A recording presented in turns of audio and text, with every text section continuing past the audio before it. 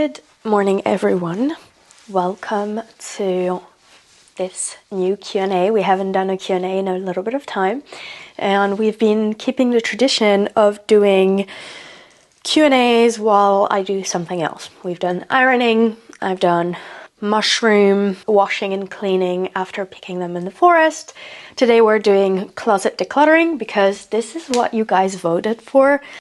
53% closet organizing, 47% knitting. So we're definitely going to do a knitting Q&A this winter. But for this one, I'm going to be trying clothes on and I'll answer your questions as we do this. First question is, how is apartment hunting going? And someone also asked, have you found the house or flat you want to buy?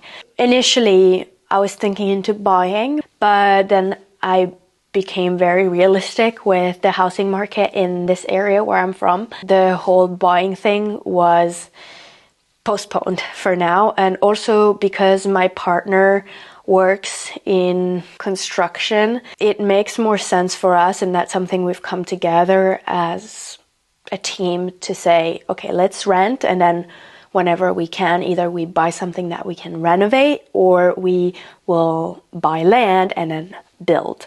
Yeah, the apartment hunting, it's been a journey and we're still on it.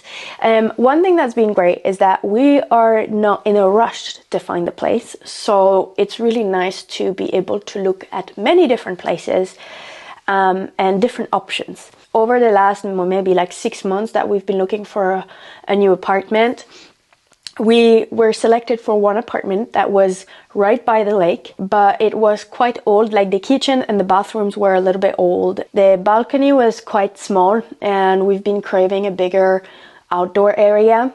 Another thing is we didn't have a good gut feeling about the landlord because it was going through straight with the landlord. My partner felt the same way. The location was great. The size was good, but yeah, it wasn't worth it. So we called off on this. And then there was another apartment that we really liked, both of us, and we applied and we had, the application was complete, but some neighbors applied for that same apartment and they had priority above all the other applications. So we didn't get it.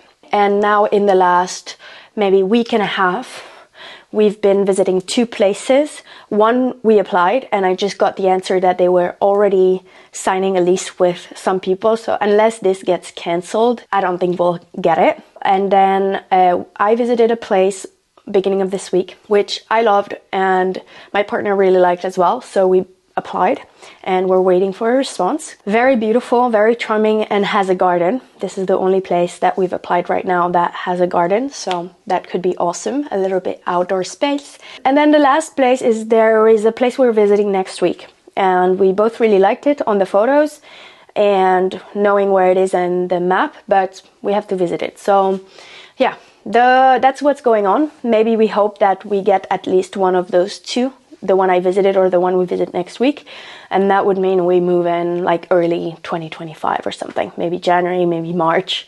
So it's taken a little bit longer than we initiated, but we both love our homes that we have now and we don't want to rush into something, and also we have to be selected and it's quite competitive, so we'll see. But I'll let you know as soon as we find an apartment, and I'll be so excited to share with you the moving process, the settling in, the designing the new home and decorating it. Some people asked, are we gonna meet Monsieur at least a bit? So I don't know what you mean by at least a bit. I think that eventually, yes, to some level and some degree. I recently edited a video where he shortly appears at the end and he's quite far away and he's wearing sunnies and then I showed this video to him and he was like, yeah, this you can post, that's fine, because I'm far away and we don't really recognize me. But he's definitely more introverted in the sense that he's more reserved. He protects his private life and separates private life from professional life quite a bit, and yeah, I actually think it's super healthy. And amongst my friends and family, they've all been very on the team, like, yeah, don't share your relationship online. He's awesome, he's really lovely, and I wish you guys could meet him, but at the same time I also really love to gatekeep him. Next question. What advice do you have for attracting the right partner into your life? You look so happy. I knew I wanted to build something with someone, and the best way to know if that was going to be this person was to try. And if I didn't feel like I wanted that kind of connection with that person I was seeing, I just wouldn't try into being in a relationship. Maybe at times, I think in the end, looking back, I could have waited longer until I would call it official to just really get to know the person and see if I would be able to see with like myself growing with them longer term. But meeting people was always easy. I think I'm very like socially comfortable. How I've met people, I mean, it would be either through common friends, social media, and Tinder, like dating apps. I've made some really beautiful encounters through dating apps, and that have then developed into a relationship that was like a long-term one. So yeah, I'm definitely not against, and I think I really quickly threw the stigma of dating apps. I was like, okay, I want to meet people, so let's go on dating apps. And honestly, I think I'm very specific with what I want, and my intuition is very strong. So when I meet people, I get a sense very quickly of who they are and how our dynamic is. And of course, like, you can't judge from just one meeting, but you already get a sense and a feeling, and I've always trusted that. So yeah, but I think, yeah, meeting the person like in person is very important, and really getting to know them. And even if you trust your first feeling, like, also base not just your assumption, or not your assumption, your evaluation of someone based on your feelings and how that person makes you feel, but base it on facts, you know, what it is that you want, what it is that you need, and do you think that person can provide these things? Or if not, like right now or naturally, by like saying what you want, are they scared of this, or do they want the same thing? Does it come naturally to them? And if not, are they willing to, you know, love you in the way that you want and need to be loved? And same for you in their direction. Do you have a similar lifestyle? So yeah, I would say, like, first be clear with what you want and what you don't want, and that will help you like go through it. And recently I also saw a meme that was so funny, and it was this old lady saying, like, love is like a fart. If you have to force it, it means it's shit.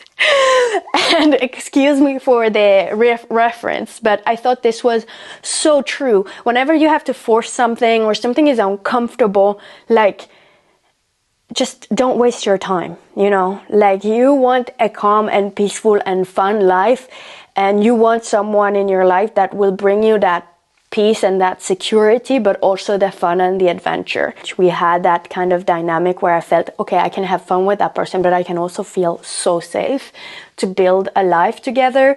And also, I want to choose this person to build a life with. I think, like, there are also people that you can be very compatible with, but maybe there is one like deal breaker that you're not compatible. And I would say, like, if you notice it's like early on, like, talk about it openly. How do you say? Uncover everything, because those are most likely things that will come on later on. But yeah, get yourself out there, you know, or get yourself on dating apps and start meeting people. It's also a really good like training for your self-confidence and putting yourself out of your comfort zone. It's not comfortable. I didn't like it, but you know, it got me to where I am, and I'm very happy now.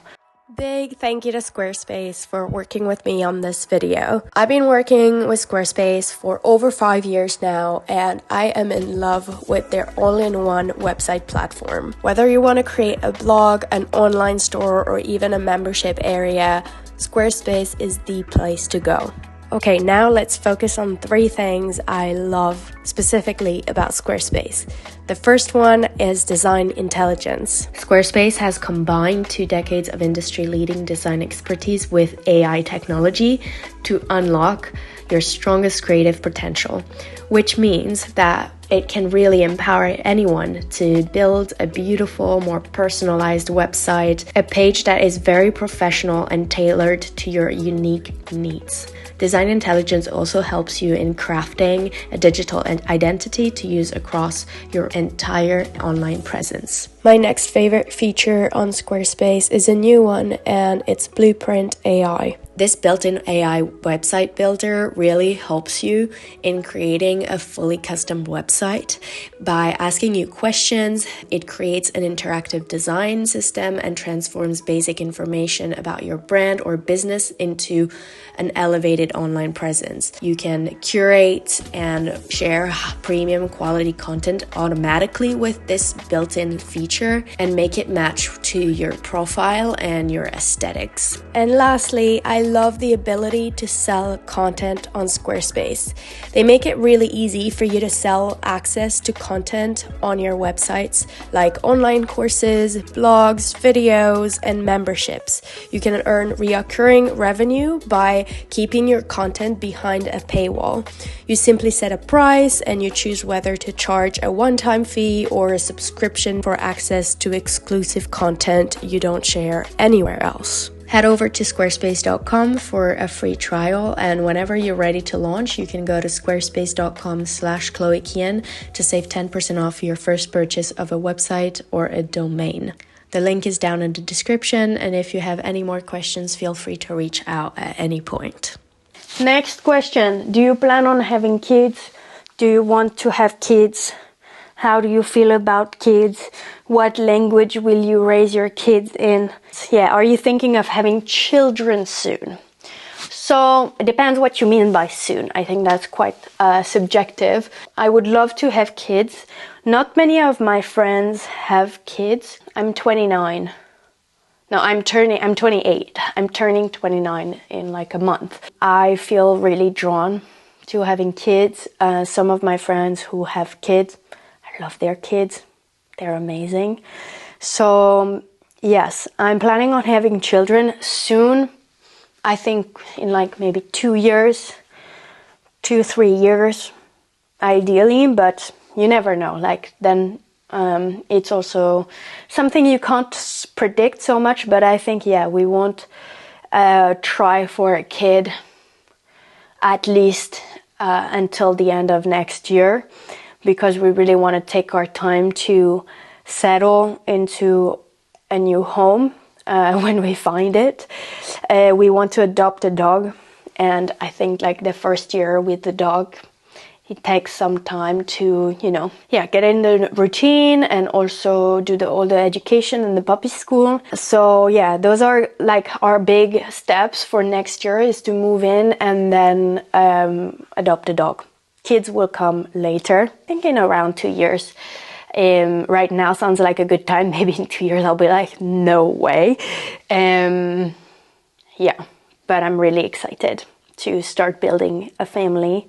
These all things take time, and I don't want to rush these milestones because they are so fun, they are so special, and I will look back to them, and I think if I try to scrunch too many things in a too short amount of time, then I won't enjoy it and it will feel stressful and overwhelming. Yeah, that's the answer.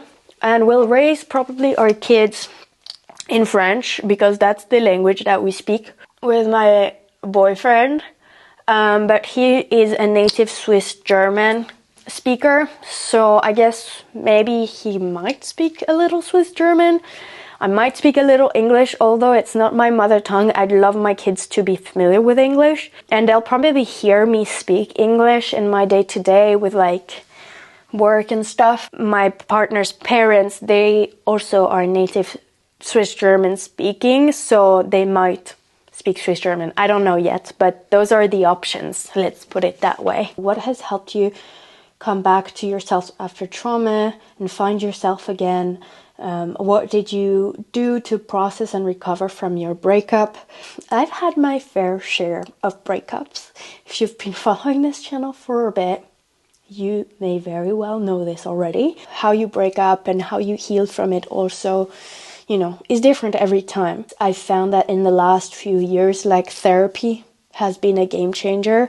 So yeah, talk to someone. If you lost contact with friends or family due to an unhealthy relationship, it's also like first rebuild yourself so you feel strong enough to reach out and create those connections again. Some people won't want to connect with you again. Some people will, and that's beautiful. Some people you won't want to reconnect with. I realize that when we're in relationships, often, we think for two. But now we are single again, and if you have more time alone, then really think for yourself. Eat the foods that only you want to eat, and go to the workout class that only you want to do, and go to a workshop that you've been wanting to do for a long time, even if you're not feeling in the mood. Like, book yourself this painting class or this ceramics course or, this dance party, whatever, or like a trip with your girlfriend. If you can rely a lot on your close group of friends and family, that's huge. When you think of life, I want to think of different pillars: finances, work, and then home. 2 pillars. Then you have love relationship, but then you also have family relationships and friendship relationships. And if all of these pillars, there are as many as these are strong, but one falls out, let's say the relationship breaks up, it will be much easier to heal and to get back up because you have all of these other pillars that are strong. If there is some ways that you can implement things in your life to be more gentle on yourself and give yourself the time you need to really process whatever is happening for you, do that. Because in the end, what is 1 year? It all comes down to being gentle with yourself and showing yourself the love that you want to receive from someone else, and then automatically you are likely to attract someone who will give you that, or you will refuse people who don't give you that same kind of love. And so you don't end up in a relationship again that is not serving you. How do you deal with anxiety? Tips. And do you struggle with winter depression, and how do you manage it? I started taking antidepressants, which help with anxiety, because depression and anxiety are interlinked, about a year ago, and they've really helped. Now, if I experience anxiety, which still happens, but it's very rare, I do breathing techniques, or I just get my body moving. I try different tools that I've learned over the years to calm down. Maybe I take a bath, maybe I need to move and get the energy out of my system. Maybe I need a massage. So I tried things, I tried to see what my body's asking for me to do. And I also stopped drinking coffee. I drink matcha, and I try to avoid coffee because it alters my sleep and then also my mood throughout the day. And with winter depression, honestly, this year I haven't felt it. Yes, some days it's moody, but I'm really enjoying this season. I actually have learned to appreciate, and I think it's also come kind of naturally as I aged, and I'm not old, to really appreciate what this season has to offer, because I don't do a lot of fall or winter things at other times. And now I really like to do knitting, for example. I've started a knitting project, or last year we did ceramics with my boyfriend. I love to cook, and to cook more fall recipes with pumpkin, and make some chai lattes and watch Christmas movies and put the lights on my trees, and put candles, and so I've learned to notice more which things that I love during this season, and what can I do. Is there maybe some new activities that I can learn about or discover and implement during this season that I know I will be looking forward to and make this season a lot more enjoyable? Maybe it's go to the movies, maybe it's go run yourself a bath and have a self-care night. And so really making the most out of simple moments, and being curious about new things and things maybe you've done in the past and you want to do it again. You know, that's really helped me in keeping going. But if you struggle with depression, like, and it's very strong and affecting different areas of your life, then definitely talk to a professional. So some people were asking about me not being vegan anymore. That's been the case for over 2 years now, so I'm not going to go again into the details why, and there are not many details, and it's not very interesting. I didn't have a revelation or a aha moment. I just started to implement animal products again. Some person asked, how many times do you eat meat now? And honestly, I was thinking about it. I was like, I don't really eat meat that much. I have meat. Sometimes I'll have a bite if someone at the restaurant has meat. And I oftentimes don't order meat, not because I don't want to eat meat. It's more just like I usually prefer vegetarian or fish options. I don't have it often. You know, at home, if I have it once a week, that's like a lot actually for me already, I would say. Yeah, maybe it's like a couple times a month I have it at home, if even. Some months maybe not at all. If I get invited, sure, and people like they cook something with meat, I will have it. But yeah, I like to eat not much of it. I'm not a big meat fan, and when I do, I like it to be like good quality over quantity. And I prefer fish, so maybe I have fish a little bit more than that. And then someone asked about if I noticed a difference. Not really, honestly. Like, I haven't noticed a big difference. My partner said I looked older before, so I don't know if there's something with my skin, but it's not, maybe it's been so gradual that I haven't noticed it. I think I also tend to look a bit older when I'm skinnier, because I'm just more like, and yeah, I've gained a little bit of weight, so I just look more like I don't know, maybe a little bit more like childish, you know. I have a more cheeks, and I don't know. Yeah, some question about leather and how I feel like with fashion and veganism. So here is my take on it. If you don't want to support leather, buy secondhand or buy vegan leather.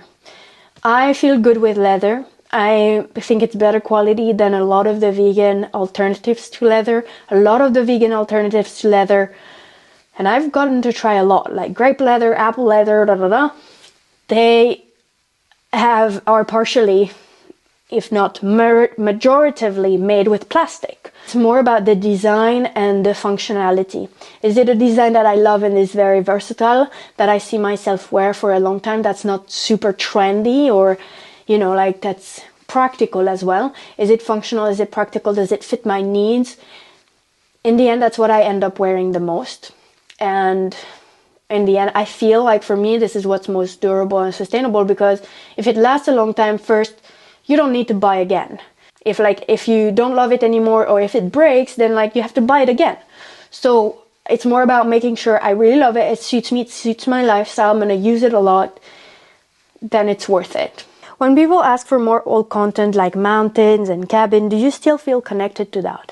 So that was a comment that came recently for some of the videos. They were sharing, like, yeah, it's all at home and you're sharing your skincare and whatever, and like we want to see you out in nature. It's not that I don't feel connected to being in nature anymore. I love that. I love that. But I think the more and more I've been separating work and life, and when I go to nature, it's to feel peaceful, it's to relax, it's to spend time with my loved one, or quality time with myself, and I don't want to be documenting that. I understand that people might want that, but there are plenty of channels online, and I've chosen not to go that route. What are you working on now, if you can share? So I had a bunch of project ideas this year, and it was a very big year of questioning. So I took a few teaching trainings. So I did Pilates teacher training and I did Yin Yoga teacher training.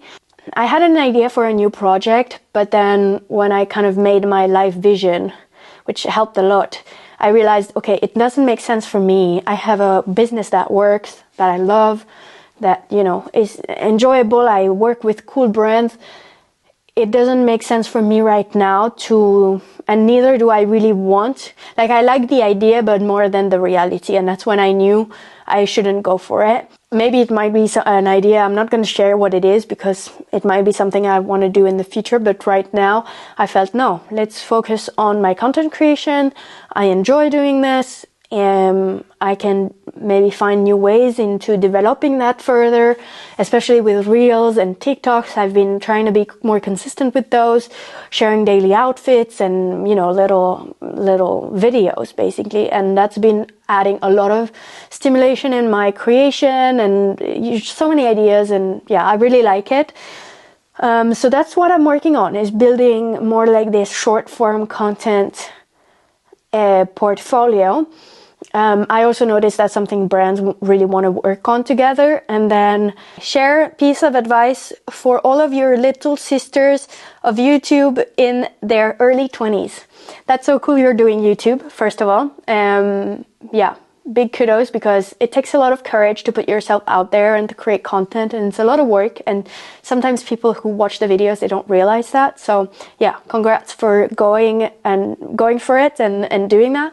Advice, I would say, I don't see YouTube dying, but I see YouTube slowing down, and that has been a common observation throughout lifestyle influencers or content creators and YouTubers. A lot of them are quitting, or a lot of them are reducing and shifting to short form or a podcast. So I would say, if you're doing YouTube, keep doing it. Do what you love.